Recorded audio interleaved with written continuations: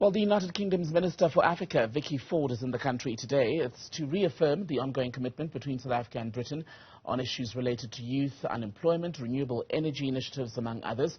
Minister Ford is with us now to talk about the visit. A very warm welcome to you, Minister, and thank you so much for being on Newzroom Afrika today. So your visit to South Africa comes at a time when we continue to deal with an electricity shortage. We are still heavily reliant on the use of fossil fuels, coal, to power the existing electricity infrastructure. How concerned are you about that, I wonder?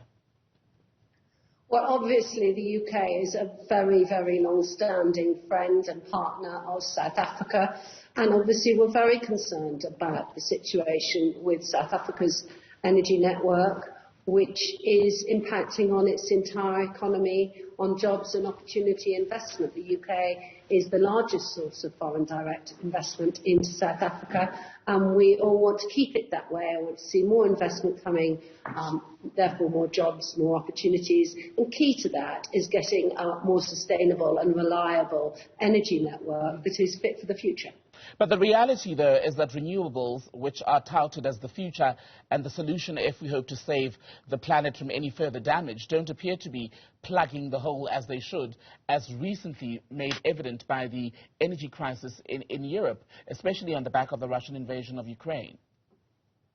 So actually over the past few years, the UK has succeeded in reducing the carbon emissions from our own energy network by 70%, whilst also growing our economy.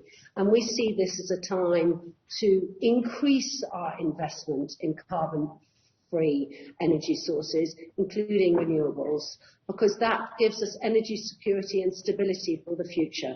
And what we're seeing when it comes to renewables in South Africa is many UK companies wanting to invest, and indeed one of the largest investments in renewables in South Africa is coming from British companies. So we believe that through private sector investment, as well as through the $8.6 billion package that the UK helped coordinate at the COP conference last November, we'll be able to support South Africa in their work towards a just energy transition. But how do you convince populations that want to heat their homes now, want to be able to cook meals at the click of a switch, that it's worth the wait and worth the change, when at the moment these shortages have been so disruptive to life and even economic activity, when you look at the shortage of electricity in particular?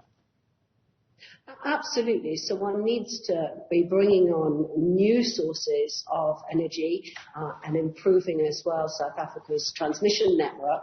It'll be very much the South African government's own decision about how to drive the just energy transition and to prioritise the sorts of investments that it wants to see made. And we will very much be working with them on helping to get those investments delivered, because South Africa needs new investments into their electricity network in order to stabilise the network and provide the growth for the future. Nuclear energy is divisive. Some say unfairly, those who say, in fact, that's where we should be turning. But if we're not going in the nuclear direction, would green hydrogen then be the best alternative?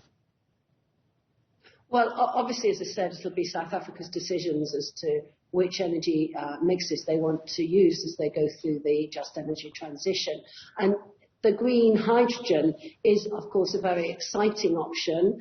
South Africa said very clearly that they'd like to be at the forefront of innovation there, and the scientists and engineers from the UK helping to work through some of those suggestions with South Africa. In the UK, we've decided that this is a time when we would like to invest in more renewables, especially small modular nuclear energy resources. That's part of the decision we've made. But South Africa is a country that is very, very rich in sunshine and in wind, and therefore has renewable sources that it can tap as well.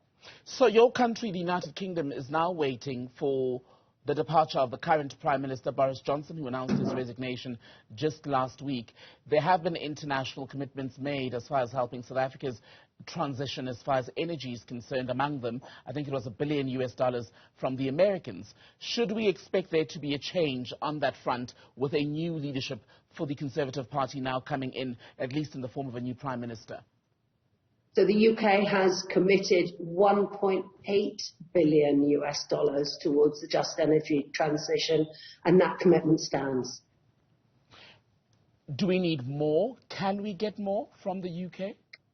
I think there will be a lot of private sector investment that also wants to come in. I'm frequently talking to different British businesses and investors that want to invest in these types of projects. So the issue is, how do we make sure that the $8.5 billion that was unlocked of public sector investment, led by ourselves, but with the US, France, Germany and the European Union, how that 8.5 helps to catalyse, de-risk these investments in order that we can then help bring in even more from the private sector. But if you're going to send those sums of money in our direction in South Africa at the moment, there's a great deal of doubt, at least in the minds of the public and some of the opposition parties, about the fitness of the government of the day to handle those monies in an honest and transparent manner. At the moment, we're still digesting the findings of a massive inquiry that looked into government corruption. What is your level of faith in a transparent spending, lawful spending, in fact, of any money that you would give to South Africa at this point, be it to do with renewable transition in the energy space and even more broadly? So at the moment, the South African government and the authorities are looking at putting together the investment plan that they believe is needed towards this just energy transition. That's looking at the energy network. But remember that creating a more stable energy network will also bring other jobs and other opportunities in other sectors as well. What we will be wanting to make sure that, of course, that money is well spent and is spent in a transparent way that delivers growth and opportunities and that more stable energy network. A quick final one then, Minister, and perhaps if I can make it twofold, I'd like to go back to the issue of the power outages. There's a power crisis at the moment. We've got rolling blackouts where a household or business could be in the dark for 2 hours at a time. You hit sometimes 3 times, which means that's 6 hours without electricity. I wonder what impact that has as far as South Africa's desirability as an investment destination. And secondly, now that the world is opening up in a not post-COVID really, because the scientists say we're not there yet, but there's more travel between countries, visa regulations, are you looking at relaxing those to make sure that between South Africa and London, we're at least able to see more free movement? So first of all, just on the visas, I will be contacting our immigration minister when I return from this trip to look at how we could try and speed up some of these visa issues. But what I will say is, because so many people slowed down their travel during COVID, there then has been a big rush in applications for new visas now. So this is part of catching up post-COVID. And then, of course, the UK has been doing considerable help to people from Ukraine when they have been fleeing that country. So we've been prioritising making sure that we can get visas for those who need to come to the UK as refugees. That's been, I think, over 70,000 people have arrived and many more visas issued. So I will be contacting the immigration minister as well. And in terms of the blackouts that we've had, I mean, I experienced it yesterday myself when the lights went out. And it is so incredibly difficult for people. It's very difficult for businesses to plan their investments. And of course, when the lights are going out from the electricity grid, then many people are switching to diesel generators, which is really not helping the planet either. That is why it is so important that we get behind South Africa's plan to address this crisis and to secure the investment for the future. The UK's Minister for Africa, Vicky Ford, good to have your time and a pleasure to speak to you, ma'am. Thank you.